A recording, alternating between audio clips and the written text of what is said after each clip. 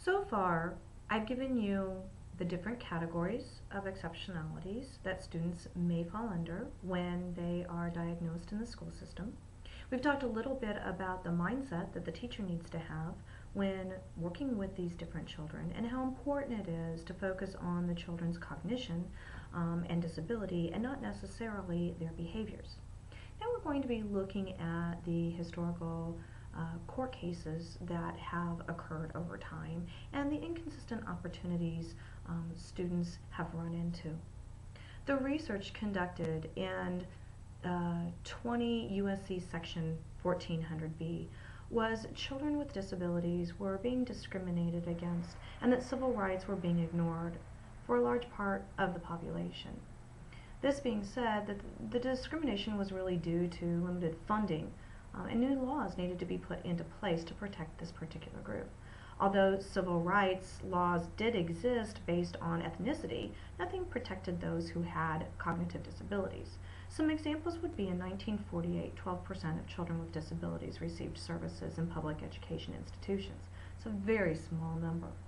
Next, we look at 1970, and when they studied the conduct by Congress, what they found was that 1 million children were excluded from public schools.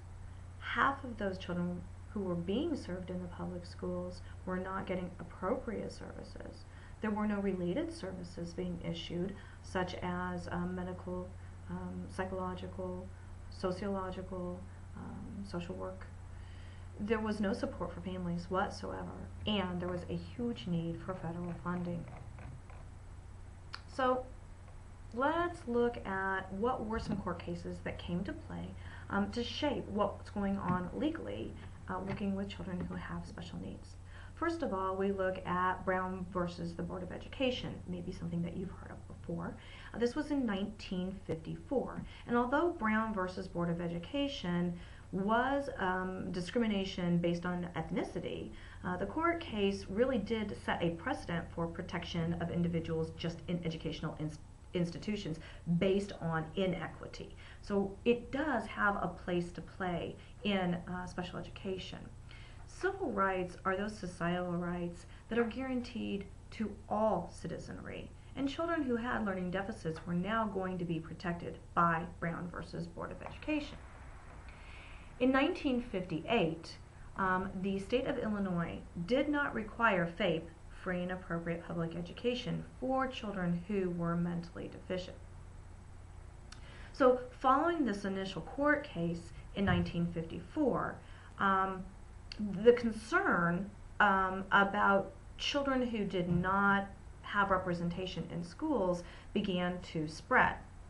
And with that, we saw the 1958 State of Illinois issue, and then we also saw the 1969 North Carolina court case, which actually made it illegal. It was a crime for parents to force children with mental retardation to go to school. So, in other words, what we started to see was that the states were saying, no, we're not going to provide this for the students, and not only that, but we don't want the parents really pushing these kids into the schools as well. That's a concern. So it took until 1972 for the Pennsylvania Association for Retarded Citizens versus Pennsylvania to make an impact. 1972. We aren't talking that many years ago. So there were two court cases, the Pennsylvania and then Mills versus the Board of Education. They paved the way for the structure that now exists in public education. The Pennsylvania Association for Retarded Citizens versus Pennsylvania made it a law that all children should be taught at their learning level. That meant that accommodations and modifications were going to be based on students' cognitive abilities. The second course that I mentioned, the Mills versus Board of Education, this is a case that mandated public school services to be provided to children with special needs even if the school didn't have the funding. Now, this sounds a lot like No Child Left Behind. Accountability, raise the test scores, but we're not going to give you any money to do this. When in actuality, What it was doing was forcing the states to come up with the funds to support the learning for all children. Then we moved to 1984. This brought court cases that forced school districts to provide appropriate public services for all children with special needs. It meant that schools couldn't just teach general education curriculum to children, but now they had to create documents that showed that they were guiding individual learning or individualized educational plans. The next case, the Irving versus Totaro, dealt with the definition of what are related services. If a student needed services such as catheterization, medication, or counseling to maintain attendance in school, the district was now responsible for providing these services with no additional cost to the family. Next, we look at Smith versus Robinson. This was the first case to actually reimburse attorney fees. Parents who won their court cases would now be able to recoup their court costs so that they could put their money back into their families.